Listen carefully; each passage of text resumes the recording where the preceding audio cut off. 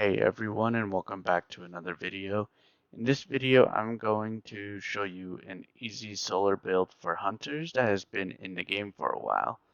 The armor piece that you are going to need is Caliban's hand. This exotic makes your proximity knives scorch targets it damages with its explosion, or it will ignite and explode if the knife kills a target. Also, after throwing the proximity knife, if it doesn't explode and stays stuck on the wall, you will have increased melee regeneration until it does explode.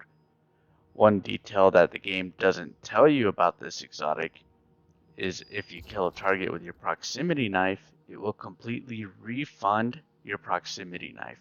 So you can keep on throwing them out as long as you kill an enemy with it. Mods really doesn't matter too much for this exotic since the exotic does the main thing in the build already, but if you want to enhance the build, you could put Focusing Strike so you get class ability energy when you do damage with your melee attack, which we will talk about later, and Heavy Handed if you want a way to generate orbs to take advantage of armor charge mods. Just use whatever mod you think will help make it feel better for you. Now we are going to look at the subclass and see what abilities, aspects, and fragments to run. I would recommend running Gambler's Dodge because if you throw your knife and miss and it flies off to Narnia, then you're going to want to get your knife back as soon as possible. Dodging near an enemy will immediately get you your knife back so you can get back to throwing it again. This is why the Focusing Strike mod for Caliban's hand is used for this build, so you can get your dodge back quicker if you need to dodge again. Next, of course, you need the proximity explosive knife as your melee, as this is what the exotic needs to work. As for grenades, you can use whichever one you like, but I use fusion grenade because you can stick a boss with a fusion and throw your knife at them to cause an ignition instantly. But the only downside is that you won't get your knife back. As for aspects, it really doesn't matter which one you use. I just went with the ones that allow me to use the most fragments in the build. But if you want to cause more ignitions, then go ahead and run Gunpowder Gamble. You will just have to sacrifice some fragments for it. For the fragments, I use Ember of Torches, Ember of Ashes, Ember of Empyrean, Ember of Eruption, and Ember of Char.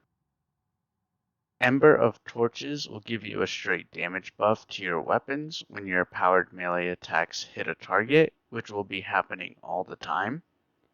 Ember of Ashes will allow you to apply more Scorch stacks, which is why the fusion grenade and knife combo causes an ignition when you do it on a boss.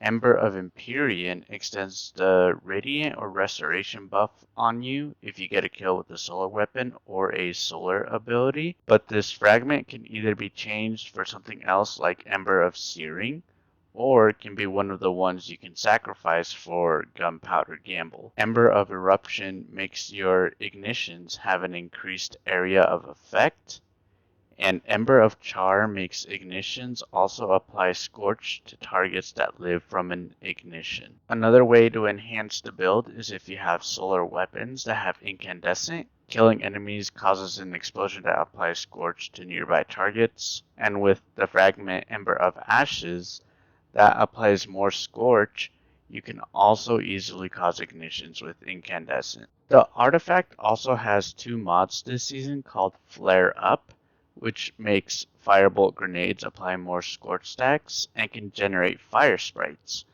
Then the other mod, Rain of Firebolts, gives you 2 charges of firebolt grenades, so you can cause ignitions just as quick if 2 firebolt grenades hit the same target.